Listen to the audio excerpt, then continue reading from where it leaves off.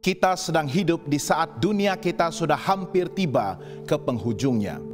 Peristiwa-peristiwa akhir zaman sudah pun kian digenapi dan telah pesat terjadi di sekeliling kita. Ramai yang berasa putus asa dan telah kehilangan pengharapan mereka.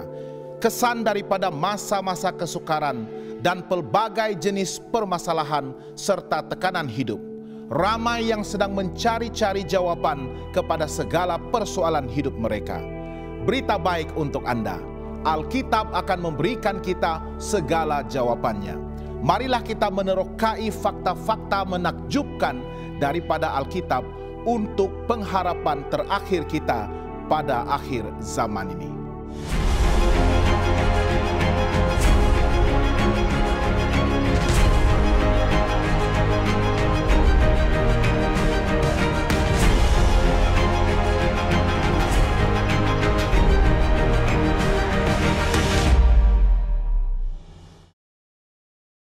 Sahabat yang dikasihi, Alkitab merupakan firman Tuhan yang begitu menakjubkan. Banyak persoalan hidup akan dapat dirungkai dan dijawab oleh buku ajaib ini. Walaupun di tengah-tengah arus pemodernan dan kecanggihan dunia pada masa kini, namun Alkitab masih lagi tetap relevan untuk sepanjang masa. Ramai yang masih lagi ragu-ragu akan kemurnian dan kekuasaan firman Tuhan ini. Tetapi semakin Alkitab itu diragui, semakin bertambah jumlah mereka yang menyelidikinya dan menemukan kebenaran-kebenaran yang selama ini mungkin tersembunyi daripada pengetahuan mereka. Kita akan terus menerokai firman Tuhan ini untuk mencari fakta-fakta menakjubkan yang pastinya akan meneguhkan keyakinan kita akan kebenarannya dan terus didorong untuk menemukan Sang Juru Selamat kita. Kita akan mulakan pembelajaran kita pada kali ini dengan doa. Mari kita berdoa. Tuhan Bapa kami yang kami sembah, yang kami kasihi dengan sepenuh hati, jiwa, dan kekuatan kami. Sekali lagi Tuhan, kami ingin merendahkan diri untuk menghadap hadirat-Mu, untuk memohon agar kuasa Roh Kudus-Mu akan menuntun kami, menguasai pikiran dan hati kami, agar kami akan menemukan firman-Mu dan kebenaran-Mu, dan akan merungkai segala persoalan hidup yang sedang kami hadapi pada zaman akhir ini. Tuntun kami Tuhan, biarlah firman-Mu ini akan terus memberikan kami pengetahuan, kebijaksanaan dan hikmat untuk terus hidup sebagai umat-Mu yang setia sehingga kedatangan Yesus Kristus yang kedua kali. Berbicaralah melalui mulut hamba-Mu dan berkatilah sahabat-sahabat yang beserta dengan saya untuk mempelajari firman-Mu dan menemukan fakta menakjubkan dari firman-Mu ini. Kami doakan hanya dalam nama Yesus Kristus Tuhan dan Juru Selamat kami.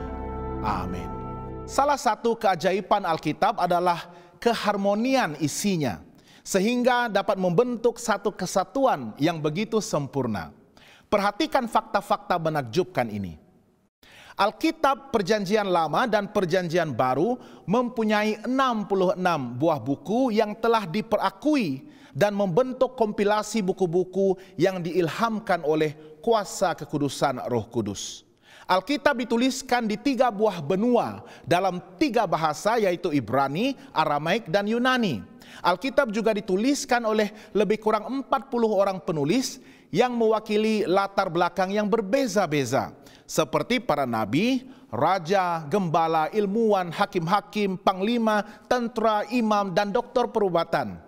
Apa yang menakjubkan adalah para penulis ini hidup di zaman yang berbeza-beza dalam rentang waktu sekitar 1500 tahun. Mereka mempunyai taraf pendidikan serta latar belakang yang sangat berbeza-beza. Para penulis Alkitab ini juga telah diilhamkan untuk menuliskan topik-topik yang mungkin dianggap sensitif dan penuh kontroversi. Namun tulisan-tulisan tersebut merupakan perkabaran yang begitu relevan serta dianggap sebagai amat mustahak untuk disampaikan kepada umatnya. Apa yang lebih menakjubkan juga adalah untuk mengetahui bahwa sebilangan besar daripada para penulis Alkitab ini tidak pernah pun bertemu antara satu sama lain. Namun demikian, walaupun kelihatannya seperti sangat mustahil, ke-66 buku itu tetap selaras isinya, sehingga membentuk satu kesatuan yang begitu sempurna. Seringkali pemikiran tentang suatu topik dinyatakan dengan lebih mendalam di bahagian lain dalam Alkitab. Tetapi pemikiran itu tidak pernah bertentangan dengan apa yang dikatakan oleh para penulis Alkitab lainnya tentang topik yang sama. Sangat menakjubkan, bukan?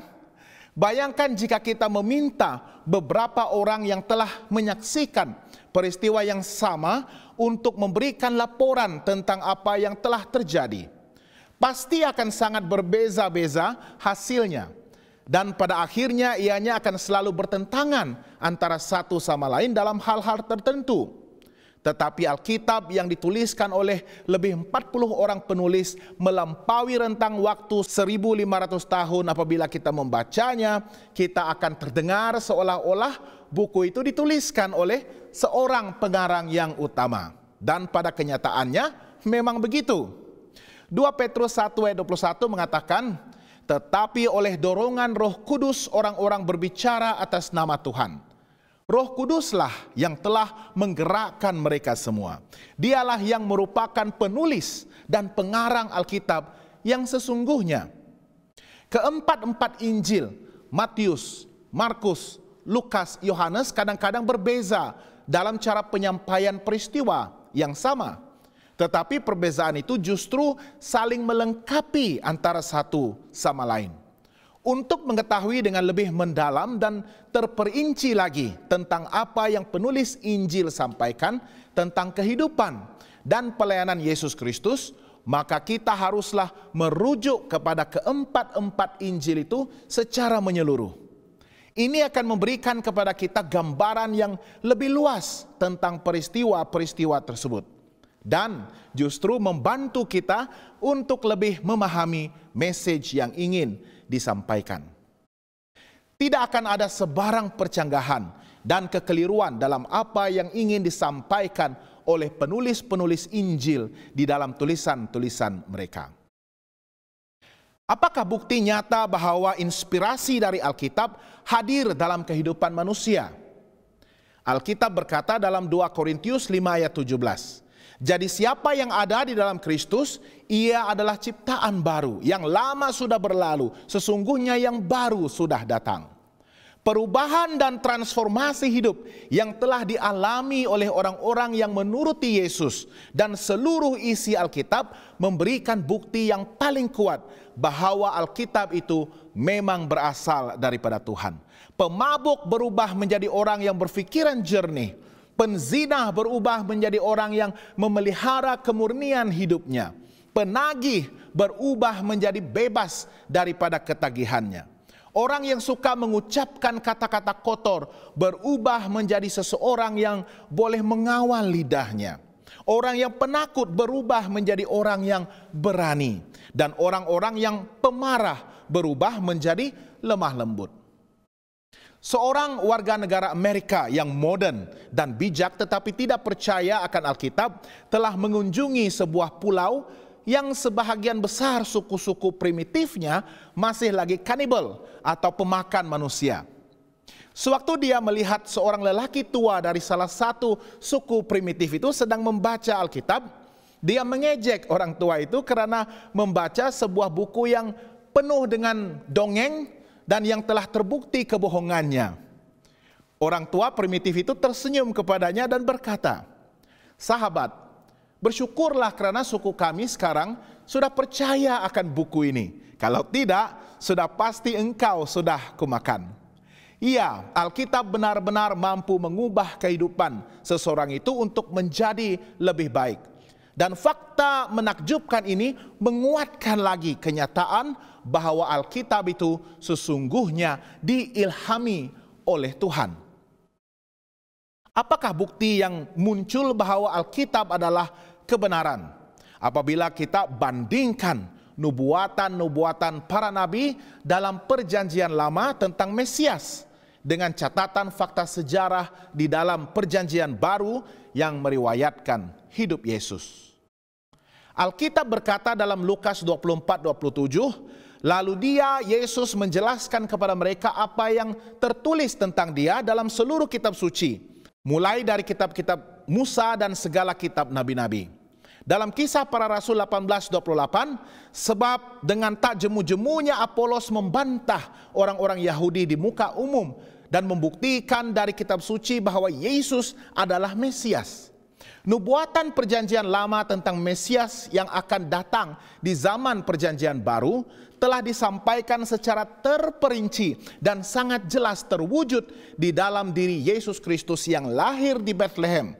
Sehingga baik Yesus maupun Apolos telah menggunakan nubuatan-nubuatan itu untuk membuktikan kepada orang Yahudi bahwa Yesus itulah sebenar-benarnya adalah Mesias yang telah dinubuatkan. Terdapat lebih daripada 125 nubuatan-nubuatan perjanjian baru yang merujuk kepada pribadi Yesus sebagai penggenapan kepada nubuatan-nubuatan tersebut, dan bahwa dialah Mesias yang sebenarnya, walaupun coba disangkal oleh orang-orang Yahudi sendiri. Mari kita lihat 7 daripadanya. Pertama, Mika 5 ayat 2 mengatakan bahwa Mesias akan dilahirkan di kota Bethlehem. Tetapi engkau, hai Bethlehem Efrata, hal yang terkecil di antara kaum-kaum Yehuda, daripadamu akan bangkit bagiku seorang yang akan memerintah Israel, yang permulaannya sudah sejak purbakala, sejak dahulu kala. Dan Matius 2 ayat 1 menggenapinya. Sesudah Yesus dilahirkan di Bethlehem di tanah Yudea pada zaman Raja Herodes, datanglah orang-orang Majus dari timur ke Yerusalem. Yang kedua, Yesaya 7 ayat 14 menubuatkan bahwa Mesias akan dilahirkan dari seorang perawan. Sebab itu Tuhan sendirilah yang akan memberikan kepadamu suatu petanda. Sesungguhnya seorang perempuan muda mengandung dan akan melahirkan seorang anak laki-laki, dan dia akan menamakannya Emmanuel. Dan nubuatan ini telah digenapi dalam Matius 1 ayat 18 dan 21. Kelahiran Yesus Kristus adalah seperti berikut. Pada waktu Maria ibunya bertunangan dengan Yusuf, ternyata ia mengandung dari Roh Kudus, sebelum mereka hidup sebagai suami istri. Ia akan melahirkan anak laki-laki dan engkau akan menamakan dia Yesus, karena dialah yang akan menyelamatkan umatnya dari dosa mereka. Yang ketiga, telah dinubuatkan dalam Yeremia 25 ayat 5 bahwa Mesias akan lahir dari garis keturunan Daud. Sesungguhnya waktunya akan datang, demikianlah firman Tuhan, bahwa aku akan menumbuhkan tunas adil bagi Daud. Dia akan memerintah sebagai raja yang bijaksana dan akan melakukan keadilan dan kebenaran di negeri. Dan telah digenapi dalam Wahyu 22 ayat 16 melalui kenyataan Yesus sendiri. Aku, Yesus, telah mengutus malaikatku untuk memberi kesaksian tentang semuanya ini kepadamu, bagi jemaat-jemaat. Aku adalah tunas, yaitu keturunan Daud, bintang timur yang gilang gemilang.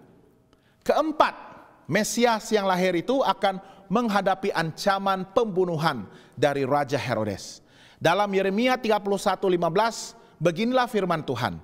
Dengar, di Rama terdengar ratapan tangisan yang pahit pedih. Rahel menangisi anak-anaknya. Ia tidak mau dihibur karena anak-anaknya, sebab mereka tidak ada lagi.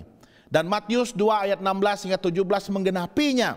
Ketika Herodes tahu bahwa dia telah diperdayakan oleh orang-orang Majus itu, dia sangat marah. Lalu dia menyuruh membunuh semua anak-anak di Bethlehem dan sekitarnya, yaitu anak-anak yang berumur 2 tahun ke bawah, sesuai dengan waktu yang dapat diketahuinya dari orang-orang Majus itu.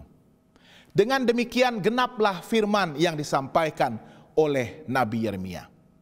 Kelima, bahwa Mesias akan dikhianati oleh seorang teman. Mazmur 41 ayat 10 mengatakan, bahkan sahabat karibku yang kupercayai, yang makan rotiku, telah mengangkat tumitnya terhadap aku. Dalam Yohanes 13, 18 dan 26, firman Tuhan telah menggenapi nubuatan ini. Bukan tentang kamu semua aku berkata, aku tahu siapa yang telah kupilih, tetapi haruslah genap nas ini, orang yang makan rotiku telah mengangkat tumitnya terhadap aku. Jawab Yesus, dialah itu yang kepadanya aku akan memberikan roti sesudah aku mencelupkannya. Sesudah berkata demikian, dia mengambil roti, mencelupkannya dan memberikannya kepada Yudas, anak Simon Iskariot. Yang keenam, Mesias akan dijual dengan harga 30 keping perak. Zakaria 11 ayat 12 menubuatkan, lalu aku berkata kepada mereka, jika itu kamu anggap baik, berikanlah upahku, dan jika tidak, biarkanlah. Maka mereka membayar upahku dengan menimbang 30 uang perak. Dan Matius 26 ayat 15 telah menggenapinya. Dia berkata, apa yang hendak kamu berikan kepadaku supaya aku menyerahkan dia kepadamu? Mereka membayar 30 uang perak kepadanya. Dan yang ketujuh, sewaktu Mesias akan mati, dia akan berada di antara penjahat-penjahat. Yesaya 53 ayat 9 menubuatkan, orang menempatkan kuburnya di antara orang-orang fasik. Dan dalam matinya dia ada di antara penjahat-penjahat. Sekalipun dia tidak berbuat kekerasan dan tipu tidak ada dalam mulutnya. Dan terbukti dalam Matius 27 ayat 38, nubuatan ini juga telah digenapi. Bersama dengan dia disalibkan dua orang penyamun, seorang di sebelah kanan dan seorang di sebelah kirinya. Sahabat yang dikasihi, banyak lagi nubuat-nubuat tentang Mesias di dalam perjanjian lama telah pun digenapi oleh penulis-penulis dalam perjanjian baru. Dan kesemuanya merujuk kepada Yesus Kristus sebagai kepenuhan dan penggenapan kepada kesemua nubuat tersebut. Ini menjadi bukti yang sangat kukuh bahwa Yesus itulah Mesias, penebus dan juru selamat yang telah diutuskan Tuhan untuk menyelesaikan masalah dosa manusia, untuk melepaskan umatnya daripada kematian kekal sehingga membawa mereka ke dalam perdamaian dengannya dan akhirnya menerima karunia hidup yang kekal. Dr. Peter Stoner, mantan ketua Jabatan Matematik, Astronomi dan Etnik di Pasadena College, California, Amerika Serikat, telah bekerja dengan 600 orang mahasiswa selama beberapa tahun untuk menerapkan teori probabilitas ataupun kebarangkalian kepada nubuatan-nubuatan tentang kedatangan Mesias. Mereka hanya memilih 8 daripada lebih 125 nubuatan itu dan akhirnya memutuskan bahwa kebarangkalian tergenapnya ke-88 nubuatan itu pada diri hanya satu orang pribadi adalah satu nisbah berjuta-juta. Coba bayangkan betapa kecilnya kebarangkalian apabila kesemua 125 nubuatan tentang Mesias itu menjadi kenyataan pada diri dan pribadi Yesus Kristus. Dan kesemuanya ini tidak mungkin terjadi secara kebetulan. Pastinya melalui pimpinan Roh Tuhan yang telah menguasai dan menuntun pikiran para penulis sehingga mereka telah sampai pada kesimpulan yang sama. Dan kemuncak daripada tulisan-tulisan mereka adalah kelahiran, pelayanan, penyaliban, dan kebangkitan Yesus Kristus itu daripada kematian. Yang sudah pastinya telah memberikan kemenangan serta pengharapan besar buat seluruh umat manusia. Sahabat yang dikasihi, banyak lagi fakta-fakta yang begitu menakjubkan yang akan dapat kita temukan di dalam firman Tuhan yang begitu luar biasa ini. Saya mengundang sahabat semua untuk teruskan bersama saya dalam episode-episode yang akan datang. Saya percaya Alkitab inilah yang akan dapat memberikan kepada kita segala jawaban mengenai semua persoalan hidup yang kita sedang hadapi. Sesungguhnya Alkitab inilah satu-satunya pengharapan terakhir yang boleh kita percayai bagi mempersiapkan diri untuk menghadapi segala tentangan serta kesukaran di akhir zaman ini. Mari kita akhiri dengan doa. Tuhan Bapa kami di surga, kami sangat bersyukur dan berterima kasih kepada Tuhan karena sekali lagi kami telah dapat membaca firman-Mu. Kami telah menemukan fakta-fakta yang begitu menakjubkan, yang akan meneguhkan iman kami dan keyakinan kami terhadap kekuasaan dan juga kemurnian firman Tuhan ini, yang akan menjadi pengharapan terakhir kami untuk menghadapi tentangan dan persoalan hidup pada akhir zaman ini. Tolong kami untuk terus kekal setia menjadi pelajar firman dan seterusnya menjadi pelaku firman dan menghidupkan firman dan kebenaran-Mu itu di dalam kehidupan kami. Temukanlah kami dengan juru selamat kami, Yesus Kristus. Kami persembahkan hidup kami hanya kepada Dia. Dan kami mohon doa ini dalam nama Yesus Kristus Tuhan dan juru selamat semua kami. Amin. Sekiranya sahabat semua mempunyai sebarang pertanyaan, doa permohonan ataupun ingin mengetahui dengan lebih lanjut tentang fakta-fakta Alkitab ini, bolehlah menulis kepada kami melalui alamat email prayer@hopetv.asia. Saya juga ingin mengundang sahabat semua untuk menyaksikan program-program kerohanian, kesehatan, kekeluargaan, pendidikan, dan banyak lagi melalui saluran TV kami di hopetv.asia ataupun melayari laman Facebook di Hope Channel Asia Tenggara. Semoga Tuhan memberkati dan semoga kita bertemu lagi.